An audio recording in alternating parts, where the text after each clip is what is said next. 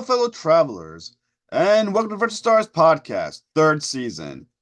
How my loyal listeners, thank you for your continued support. And remember, click the subscribe button, everybody. It's an amazing episode because Steve Foxe returns to the mothership. He's the writer of Dead X-Men from Marvel Comics. Now, come on board as we go traversing the stars. Hi, Mr. Fox. Thank you so much for coming to the Virtual Stars Podcast.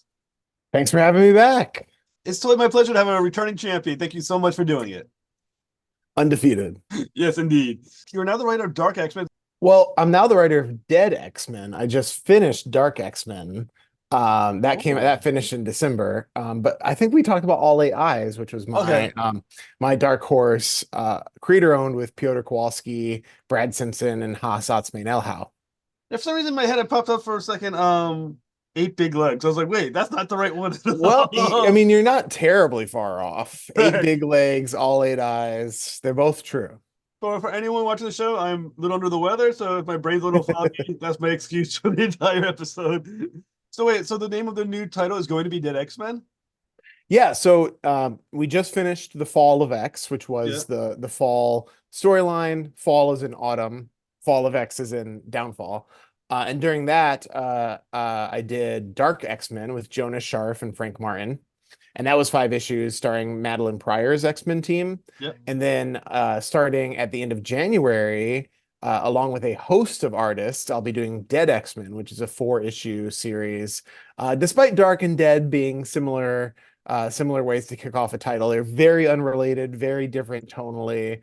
The only thing they share besides me is Frank Martin, our colorist, who is using his color skills to unite the 8 different artists we use for the book. Oh, that's absolutely awesome. So, are you able to give away the team? Yeah. So the original, the first cover that went out was meant to be kind of a teaser, but everyone knew who it was right away. It's the 5 X-Men who got elected to the team at last year's Hellfire Gala, but were, spoiler alert, immediately killed by Nimrod. So Dazzler, Cannonball, Jubilee, Frenzy, and Prodigy.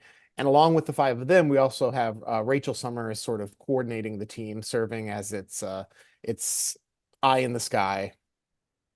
Oh, that's incredible. So that's also a weird elected team. I mean, knowing you from Dark X-Men now, that seems to be your thing. You take like the most eclectic team possible, and you make something out of them. Yeah, I mean, I would say that the Dark X-Men roster was definitely stranger, and was purposely like characters you would never see on an X-Men team. The nice thing about this, because actually one of the first X-Men things I did was an X-Men Unlimited arc for the second Gala's losers, and that batch included some real weirdos like Micromax and Gorgon. Those characters would be a hard fit for a teen book. When we're talking about this year's quote unquote losers, they've all been X-Men before. Frenzy, Prodigy, Dazzler, Jubilee, Cannonball. They've all served on the team. They've all had a rich history. The youngest character there is still 20 years old in, the real world. So there's a lot of material to draw on, although very few of them have served on the team together for any length of time. So you're getting a new cast dynamic. So also the team, the Dead X-Men, and like you said, the ones who've been killed at the last Hellfire Gala. One, I assumed is a horror element because there was one as well in Dark X-Men, so I assume that's there as well. Not really. That's the fun thing. It's a comedy? No, it's definitely not a comedy. The stakes are pretty dire. So we spin directly out of Rise of the Powers of X, which is the book that Kieron Gillen and R.B. Silva are doing for this final era of the Krakoan saga. And while we're not the sort of like, Kieron has a reputation for these extremely high-minded, complex stories. I would say that to me, Dead X-Men is really my classic Claremont Cockrum book. Like, this is a high adventure. It is 5 relatively, air quotes here, normal mutants with incredibly high stakes, way out of their element. I think one of the things that all of us love about the X-Men stories is that we do have these, omega level mutants and all these characters who have godlike powers. But the core of the franchise is really people who have mutations that enable a special skill, but have drawbacks or have limited applications. One of the original X-Men just shoots beams out of his eyes. That's awesome. I love Cyclops. I have a Cyclops tattoo. it is not the most widely applicable power. We don't love Cyclops because he is the Omega level I-beam shooter. Right, right, So right. it's fun to have these five characters who are all very skilled, very experienced, have very nuanced and applicable powers, but they're not god tier powers. Like it's a sort of a team of quote average Joe X-Men getting in this universe spanning adventure. Listen, when you think about some of these characters, Jubilee, it's about powers that are not Omega level. She's kind of like fireworks from the hands character. Like that's like the joke from touching the 90 animated series. She shot Yes. fireworks from the hands. Um, Although, Leah Williams, who wrote Jubilee and Dazzler and Exterminators, she has fought for years that Jubilee could be considered Omega level with the right treatment. And Exterminators, really? plays with like a really wide application of her powers. And I love Leah, would never go against her, but I also think it's very fun if Jubilee has, kind of an average power. It's I don't think it's lame. I never thought it was lame, but it's also not like she's not Storm, you know? Right, right, right, right. And I mean, there's and also you have Cannonball who, having. I mean, I dived in a bit when I interviewed Kieron Gillen a little while ago, so I got a little bit into the X-Men world. Before that, I've been kind of outside it for quite a bit. I mean, I did Jean Grey as well for Louise Simonson, Oh, awesome. but when you're thinking about characters like Cannonball too, my memory of Cannonball is Civil War. Because he's the one who kind of screwed up and caused the whole registration thing to happen. My memory serves for what he did. Oh no, I think you're thinking of Oh, Speedball. Speedball! Shoot, man, I'm way off Yeah, topic. I was like, Cannonball, Damn. he's a good boy. He's a good Southern boy. He wouldn't screw up on that level. Yes, Speedball Speedball. Okay. is one of the ones who screwed up for Civil War. All right. So, Cannonball keeps his nose clean for the most part. but these characters have, in fact, when you're saying they died, they did in fact die. Oh yeah, there's quite a graphic page by Russell Dauterman of Nimrod smashing them to bits. Like you So, can see Prodigy's hip bone. so They're it's dead. not like a sleight of hand, like you thought they were dead, but they somehow survived. Nope, they died. Resurrection has been part and parcel of the X-Men franchise for the last couple of years, and it is currently not accessible to mutants because of the events of Fall of X. But without giving too much away, by the first page of Dead X-Men, they're back in action. Whether or not they're operating from Earth, that's another question. Now, are they operating at full capacity? Once again, having died, did that leave an impact, or are they kind of like we're the X-Men? This kind of our thing. They're the X-Men. It's kind of their thing. And not only are they operating at full capacity, but one of the mutants on the team who's long had restrictions in place for their own safety has had those restrictions lifted for the purpose of the mission. So that mutant in particular is actually operating at a capacity we've never seen before. Okay. So when you think about when you thought about putting this team together, I know these are what that died at the Hellfire Gala, so you kind of, I don't say you weren't stuck with them, but these were the ones that had died, and these are the ones you're going to use because they're making the dead X-Men. Yes. Beyond that, is there a particular purpose why these characters are on this team together? Because these are not characters you would ever see on a team together, like this.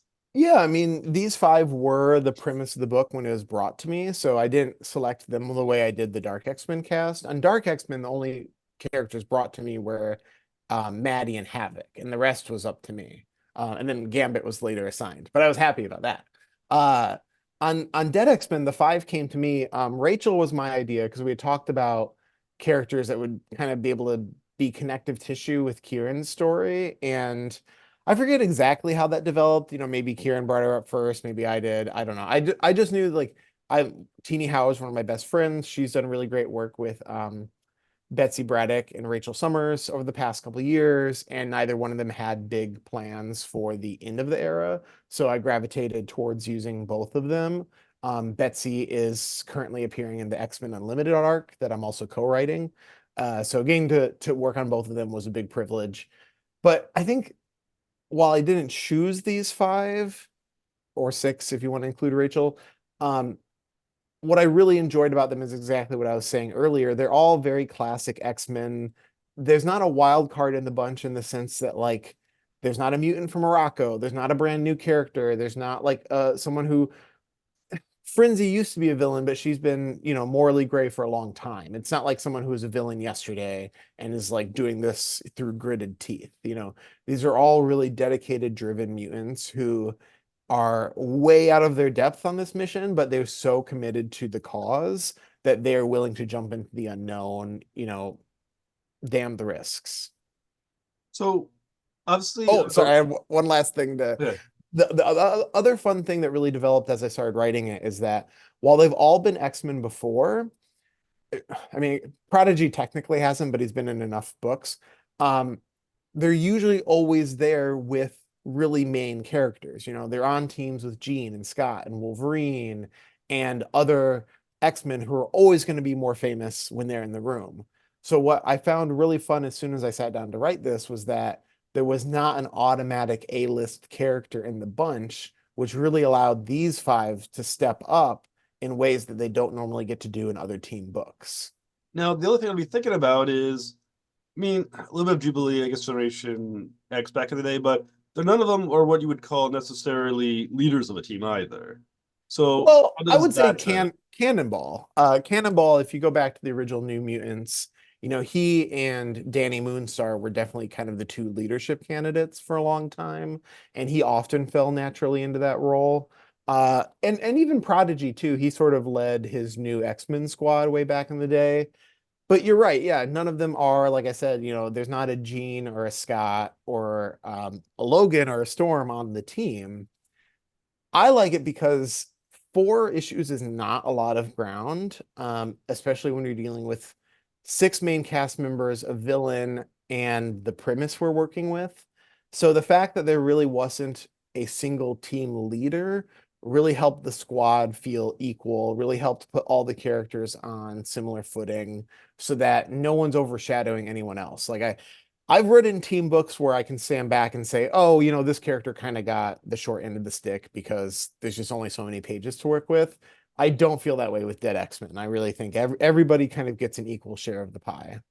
that's the thing with mostly with team books, that there's like a trope that seems to get followed quite often, and this is your straight-laced leader. This is your loner with a bad attitude. This is your Right. strong man. This is your whatever. But you didn't have the opportunity to devise a team with that in mind. You kind of were given, this is what you've got. So Yeah. how how long did it take you to figure out the dynamics? Well, we had to move really fast. Um, because of different scheduling concerns, we kind of had to go into motion right away, which is actually how we ended up with such a unique art setup because we knew from the jump, like minute one, there was not going to be time for one artist to draw the entire book. So we had discussed different ways to do it. Maybe, one artist per issue, maybe every other issue, or, maybe we can split it into like 2 main stories. But I'm also an editor in my day job. I edit stuff for James Tynan. I edit for First Second, and I used to work at Random House. So I went to Jordan and Lauren, my editors on the book, and I was like, this is really zany. It might be more than you want to take on, but we have kind of 8 distinct settings in the book. Would you be willing to do 8 different artists? And they were totally into it. They talked talent relations into it. So I had to write all 4 issues really quickly because we needed everything to go out to everyone as soon as it could. And it was a fun restriction because I had to sit down before a single word of the book was written. I knew, okay, in issue 4, I can only do this scene for 7 pages. Like this scene is going to be 7 pages because that's all we're contracting that artist for. I can't get to issue 4 and think, oh, it really needs to be 8 pages. Actually, it only needs to be 3. So I was locking myself into the story pretty far in advance. That necessitated kind of hitting the ground running with this cast. But I'm lucky in the sense that they do all have such big histories that it didn't feel like I needed to figure out who Dazzler is. Like I didn't need to figure out who Cannonball is. I've been reading these characters since I was a kid. Like I have a clear idea to my mind at least of who each of them are. And the stakes for the adventure they're on are so high that while we don't have that, we don't have the loner, we don't have the jerk, or we don't have the goody two shoes in the sense that you might on a different kind of team book, they're all really putting their individual concerns and differences aside to try to pull off this impossible mission. You know what I really like about what you said was that you thought to yourself, writing is hard. Comic books are hard. Horseshoes writing is hard. So let's make things even more difficult by restricting my writing even more so for what I cannot do. I like a plan though. It's nice to have like a structure in mind. I'm a big outliner, so it was risky to do. Thankfully, it worked out very well. It also enabled us to get such a cool caliber of artist because we could reach out to someone like Javier Pina, who's very busy, and say, "Hey, do you just want to do 4 pages?" Or I think he does. Yeah, he does 4 pages in one issue. And those 4 pages, we really worked the crap out of him for those, but he wouldn't have been able to draw the entire book. Or someone like Lynn Yoshi, who I worked with on the Sunfire story on X-Men Unlimited. I had a great time working with her. So I was like, hey, let's get her back to do the cold open in issue 3. So she does 3 pages there. So it was kind of nuts to lock ourselves into a structure so far in advance, but it worked out so well. And like I said, Frank Martin's coloring all of it. So he's been able to bring this really unifying touch to like drastically different art styles. So when you said that there's going to be 8 definitive locations for the 8 different artists, was that determined by whoever the editor was, or did you say, I have an idea, I want to use 8 different locations, let's have 8 different artists? I'm being vague when I use the word locations. This is kind of like a time and space spanning book. Uh, was it determined already? Yes and no. We had kind of an idea of what we wanted this book to pay tribute to. So we knew that this was going to be one of the last books published during the Krakoan era. We knew that this was going to kind of be a final love letter to certain aspects of it. So we knew we'd be revisiting some iconic parts of the era while doing that. And then that from there was my idea of like, okay, let's really break this down. And instead of, visiting 3 on one page, we're gonna break it out so that we can divvy this up and really make each one count and really make each one feel distinct. And So we also lucked out because so Lucas Warnick is doing the covers for the series, and I knew going in one of the hurdles was going to be keeping all the characters consistent across 8 different artists. So my original proposal was actually to put them all in the 90s Jim Lee blue and yellow outfits because I was like, it's classic, it's a nostalgia play. We've seen, I guess the only one we've seen in that outfit is Jubilee. But I was like, all right, let's just do that. Let's just play into the nostalgia of it. But then Lucas went away and without even being asked, designed brand new outfits with that yellow and blue color scheme as inspiration. So we got these brand new character sheets that we got to give out to all the different artists so that they could look consistent across every page. Because everyone was working at the same time. And there was a point where I was getting pages in the same week, I might get pages in from 4 or 5 different artists. So from a continuity standpoint, how hard is it to keep continuity among 8 different artists on what characters are what's happening to a character? I don't know, damage or whatnot. I mean, situationally. Part of that was on me not to like make it too hard. Like I didn't have someone like, oh, her left arm sleeve gets ripped. I was like, we're not gonna do any of that nonsense. Let's not make it harder than it needs to be for ourselves. But otherwise, it ended up being really smooth because Lucas provided character sheets, so they all had really clear reference to work off of. And we ended up having to do very few corrections after the fact, and it's just for teeny tiny stuff. So your goal was not to be on any of the artist shit list.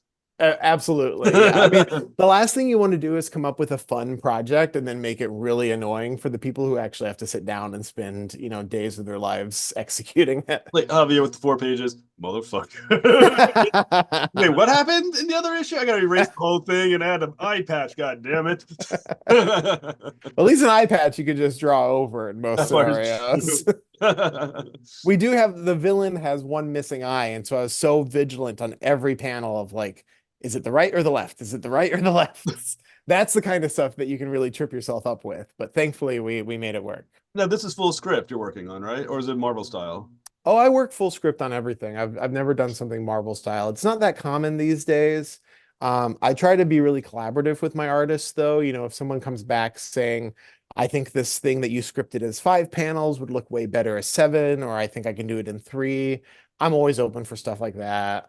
Every script, every time I start working with a new artist, I put a letter in the front of the script, just kind of like laying out my approach and letting them know I'm open to feedback. And you end up working with all different types. I've worked with artists at Marvel who, if you write Wolverine walks up to an apple tree and he cuts off an apple and he eats it, you will get the most direct version of that and it'll look awesome. And then there are artists who like, totally go wild and will have him slicing it from the roots and shaking it. And it's not something you expected, but it also ends up looking cool. So that's part of the fun for me. Like I've said before, because I'm not on social media anymore, I'm not really tapped into like, once the book is out, it's kind of no longer my business. Like the exciting parts to me are when an editor gives the thumbs up and when the pages start coming in from the artists. And once the art's done, my part's done. Like I don't really care what happens at that point. So the other thing too is that, as we mentioned, Kieron Gillen has the big Rise of the Power of X storyline that wraps everything up. So in the timeline, this comes during, before, or is it after? Okay, so Kieran and I have been working together very closely for the past couple months, which has been a very cool professional experience for me. I've been a big fan of Kieran's work for a long time. I used to work in comic book journalism, and Kieran was actually the first person I ever interviewed. So it's very strange to have this full circle moment. He's been extremely generous in lining up Rise of the Powers of X with Dead X-Men and X-Men Forever, the other book he's writing. So there are ideas in his books that play off of stuff I introduced. There's stuff in my book that directly reflects ideas he handed off to me. So it's been a really cool experience to get to interplay like that. Without giving too much away, Dead X-Men completely flits through Rise of Powers of X. So you'll see the events reflected back and forth. And whenever I do like an event tie-in or kind of a spin-off, I always try to make it as standalone as possible. In this specific scenario, it would really behoove people to read both. Like you will get a complete story if you only read Dead X-Men, but I think it's much more rewarding if you're reading Rise of the Powers of X and getting to see how it plays off of each other.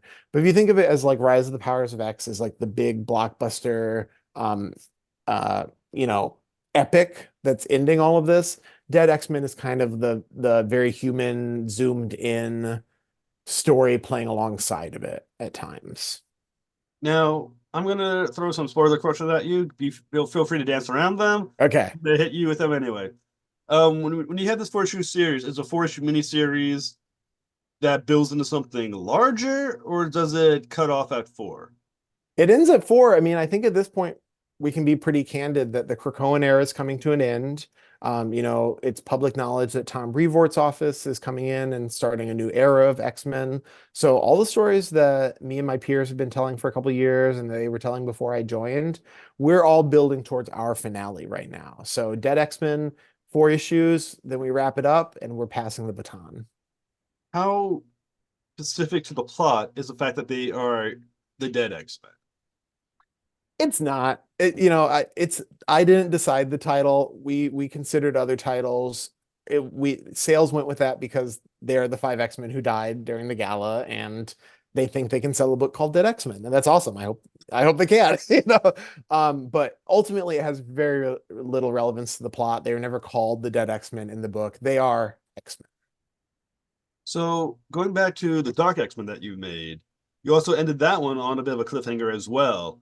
So are they going to, if I remember correctly, at the end of the book, Madeline Pryor kind of suggests she's now kind of Goblin Queen as well now. Uh, Well, I would call that less of a cliffhanger than like an open-ended ending. Because we knew from the start that Dark X-Men was going to be 5 issues. For my intention with that was more that Maddie's reclaiming all aspects of herself because during Dark X-Men, she fights kind of an even crueler version of herself from yeah. another universe. Uh, and to me, the ending was more about like I played at being a hero. I played at being, the Jean Grey role of leading an X-Men team. That's not for me. I am the Goblin Queen, and I get to decide if that's, good, bad, or ugly. Um, And I've gotten the chance to write Maddie a couple times since then in shorter appearances, some of which have not been announced yet. But as far as like the next big steps for Maddie, that will more than likely be another creator. So it was about giving her a journey, but leaving in some place open-ended. So if, and this is not a spoiler, I genuinely don't know, but if in a year from now they want to make her an absolute saint where she only raises puppies and gives to charity, or a year from now they want to make her an absolute villain again, it can kind of go either way. Well, that'd be adorable, battling the puppy queen. I would write that book. Now you said something kind of interesting. Different the other project you're going to be working on. Mhm. So these are already announced projects you're already working on, or going to be soon announced? Nope, I've got about 4 unannounced Marvel projects right now. Um, some of them involving mutants, some of them not. Uh, I think I can probably spoil, Tom is going to want to bring in new creators because it's a new era launch. So no one should hold their breath to see more Steve Foxe X-Men comics once this era wraps up. I'm very excited to be part of the finale with everyone else who's been working on this line. But thankfully, other parts of Marvel also want to work with me. It was just announced that I'm doing another Web Weaver short story for the next Edge of Spider-Verse. So you'll see me popping up in the other parts of the Marvel universe. I've been very lucky and very grateful to do so many mutant related works, but I'm excited to explore other types of superpowered characters too. Are these other projects with characters that we know? Yeah, yeah. Yeah, I mean, I helped co-create Webweaver, so he's still relatively new. But beyond that, I'm getting the chance to work on some characters I've had a lot of affection for, that have been around for as long as I have. So no new creator or no new characters popping up at the moment, but you never know. I mean, feel free to spoil the other ones you're working on as well. I mean, I'm sure. Well, Good. the Marvel would say, please don't feel free to spoil that. But it has been solicited that in March, I'm part of Web of Spider-Man, which is a oversized one shot that is launching, teasing all the big spider stories for the year. So in addition to writing Spider-Woman, which I've been on for a couple months now, I'll also be in that book writing stories for Ben Reilly and Kane, two Oh. of Spider-Man's clones who've, gone on to form their own identities. So I was really excited to further my spider agenda. So to go back to the Dead X-Men a little bit and try to pull some spoilers out of you. Um, Good luck. so as we mentioned before, these are the 5 characters who died in the Hellfire Gala. Is the villain going to be connected to this as well, or this villain existed outside that previous storyline? The villain is not, well, the villain did and did not appear in the Hellfire Gala issue, which I know is a frustrating way to answer that. In some ways, this villain has never appeared before, but in other ways, she has. So you're going to be seeing a different iteration of a familiar face. Um, Not in the same way that I did in Dark X-Men with the Maddie that Cullen Bunn had helped introduce years before. Or actually, I guess Jonathan Hickman as well, because it was Secret Wars. But yeah, a different iteration of a familiar face. But I wouldn't overly worry about the gala itself. This is a new adventure connected more to Rise of the Powers of X. So you said this takes place across different times in places in space and time. Now, are these times that we're visiting times that we are or will be recognizable to us? Uh, Both. So we're gonna be paying tribute to some sort of iconic previous things we've seen, but we're also getting a chance to explore uh some stuff we haven't and what might occur or might have occurred had things gone a little differently. Okay. Can you tell us a little bit about the nature of this space and time travel? No. Fair enough. Yeah, no. Because it does spin out of Rise of the Powers of X, there are certain things that I'm not being tight-lipped for my sake, I'm being tight-lipped for Kieran's sake. So once that is is out in the world and readers have had a chance to absorb what all he is doing, some of what we're playing with will make more sense. Is it hard to have the spoilers to Kieran's story as well and keep tight lip over it? No, because I don't have a Twitter or an Instagram, and none of my my friends in real life care about comics. So unless I'm doing a podcast interview, it's usually pretty easy. That's awesome. That's pretty cool. So what else are you working on outside Marvel? Outside of Marvel, well, the other thing I should mention at Marvel is that I'm also writing the X-Men 97 series that ties into the new cartoon. I was very excited to reunite with Salva Espin, who I did X-Men 92 with. Very cool. He has really adapted his style to look much closer to the animated style. You know, on 92, he kind of took his own approach, and this really feels like it's like been ripped off the screen. And Matt Milla is the colorist on this, so he's just brought such a cool touch to it. Outside of Marvel, there's actually very little I can talk about at the moment. I've had an ongoing commitment. I signed a 8-book contract at First Second for both a spooky nonfiction line and a realistic middle grade trilogy. So I've been working on those. The thing about the book market is that this time span is like 3 years. So things get announced and then you just don't talk about them at all for a couple of years and then they come out. All the other stuff I'm working on outside of Marvel is kind of under wraps at the moment. I can say that Piotr Kowalski and I from All Eight Eyes are working on something else together. We're doing another horror story I'm really excited about. It's going to have some other folks involved. Pretty different from All Eight Eyes. Piotr's getting to stretch different muscles. There are still monsters involved because you can't not have him draw monsters. He's so good at it. And I'm also continuing on my editing responsibilities. So I edit World Tree, The Deviant, and The Department of Truth at Image Comics, all from James Tynan, and some very cool artistic collaborators. So that takes up a lot of my day to day. Feel free to say hi to James Tynan for me. I'll pass on the hellos. When we last spoke about All Eight Eyes, I mentioned, or we had a little discussion at the end about sequels. Yeah. How's that looking from when last we spoke? Yeah, no plans. I mean, when I wrote it, I didn't have a sequel in mind. I wrote it to be 4 issues and done. Piotr really wanted to do one. He really enjoyed working on the big bugs, but kind of steered him to do this other project. Excited to do something different, but keep our artistic collaboration going together. I can't remember if I said before though. It's funny that you misremembered the title as like Eight Long Legs or whatever, because my one idea if I did do a sequel would be to call it 10,000 Legs, and it would be more about centipedes, which are the only animal that just irrationally terrify me. I'm not actually afraid of, I like spiders. Spiders are great. A lot of my life involves spiders. But centipedes, ugh, just even saying the name freaks me out. So, I mean, are we looking at an All Eight Eyes X-Men crossover in our future? No, I don't think the bugs would stand much of a chance, even against the less powerful mutants. I think they'd probably do okay against giant bugs. Well, still, I'm looking forward to the sequels. Well, Mr. Foxe, thank you so much for coming on the show. I look forward to more X-Men and more Dead X-Men, and then every other project that you'll come back on and talk about when you're doing those as well. Awesome. Thanks so much for having me back. All right. Thanks so much, sir. All right. Have a good one. Thank you for listening to another episode of the Traverse the Stars podcast.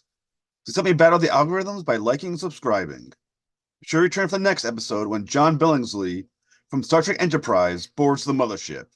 Till next voyage, travel on.